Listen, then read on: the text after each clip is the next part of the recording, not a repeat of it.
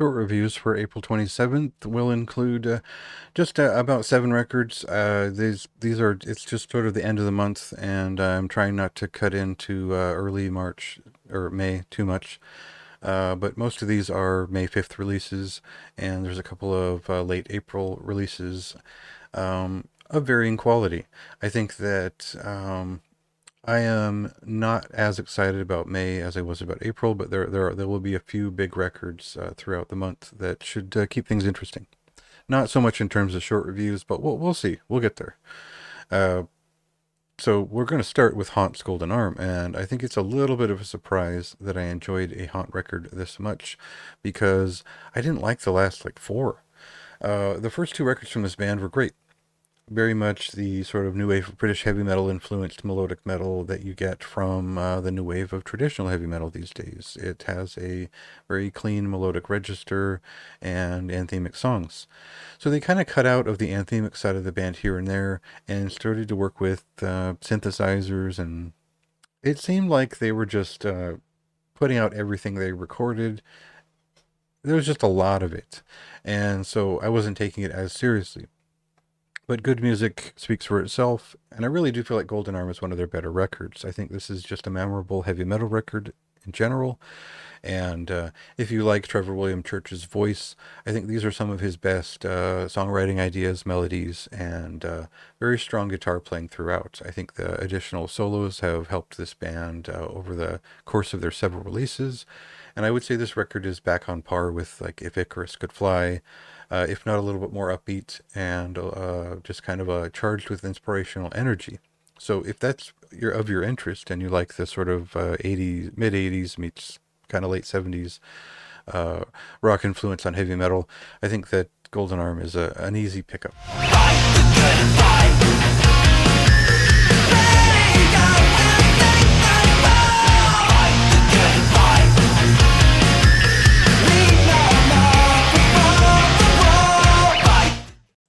So Impending Triumph is pretty interesting as just kind of a project that emerged out of the intent of making heavy metal, and from French, I think, writer and critic and musician Francois Blanc, who is best known for his contributions to Angel Lore and Abduction. If you know those groups, they're not necessarily related to heavy metal in the sense, nor is most of the work from Deha, who joins him for this release, and I think they're kind of co-fronting the band.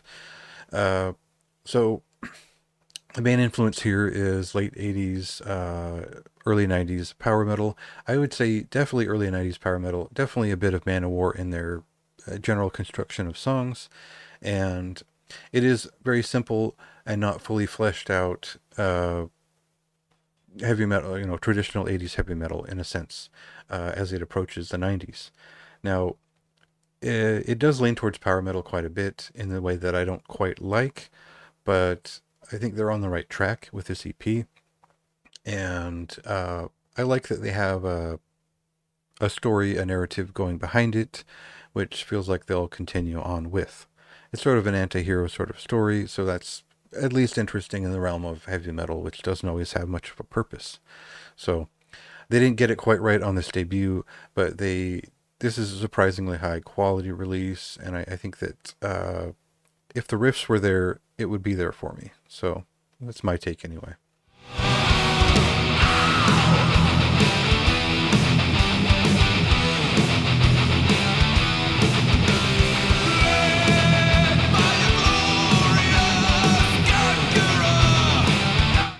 Bloodgutter is a Swedish style Danish death metal group from members of Dawn of Demise, Temple of Scorn, and Crematoria.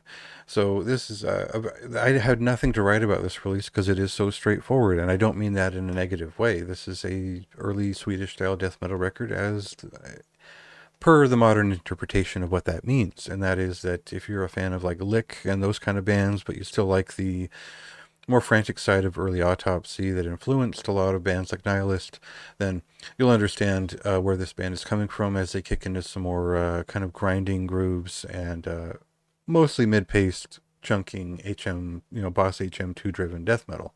So very straightforward release, deserves a very straightforward statement. Uh, Otherwise, pretty high quality modern production. There you go.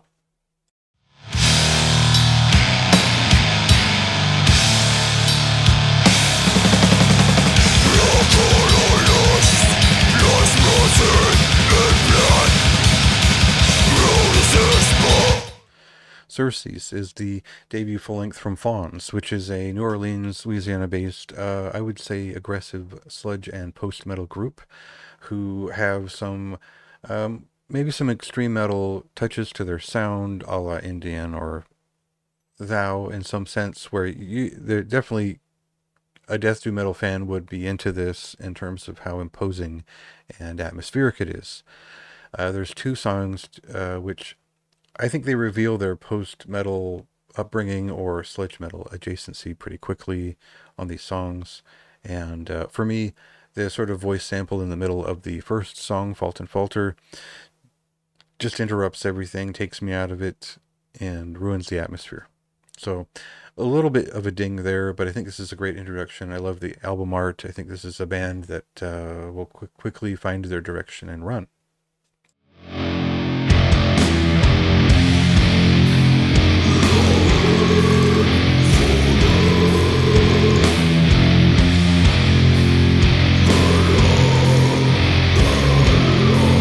Sentinel Sirens is an Uppsala, Sweden-based thrash metal band, and from members of Sarcasm and Searing Eye. These are more kind of melodic death and thrash style bands, and this is a sort of more late 80s style record.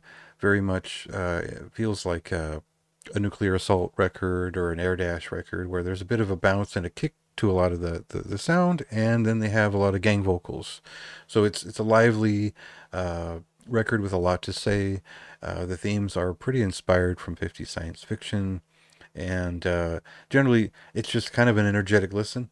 It's probably going to definitely ring most resonant with people who are still fans of classic thrash metal, and feels like a throwback with a couple of kind of newer touches that feel a bit like death thrash, a little bit of melodic death here and there, but nothing that interrupts uh, the old school feeling of it. So check that out if you're a fan of classic thrash metal.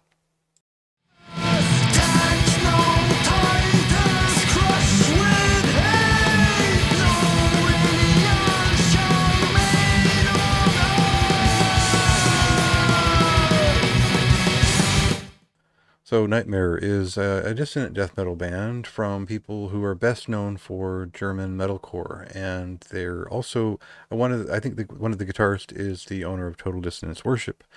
Now, I really like the work that the label does, I'm not a big fan of metalcore and all that, but uh, Nightmare is the kind of band where I want I like what they play, and I like how they've enhanced their style with hints of industrial and death doom on this record.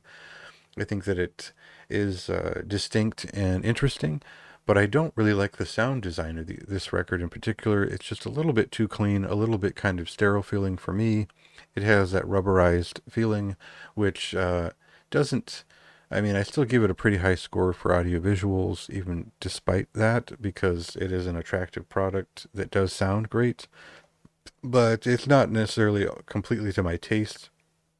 I couldn't find myself listening to this record more than once a day just because a little bit of a cannon to the skull, and not a huge reward each time, other than liking when they dipped into the sort of more slower death doom metal pace and less the kind of ulcerate-esque slowed chunking. So worth checking out if you're a fan of dissonant death metal. I think this is a very polished, very professional version of that has its own point of view.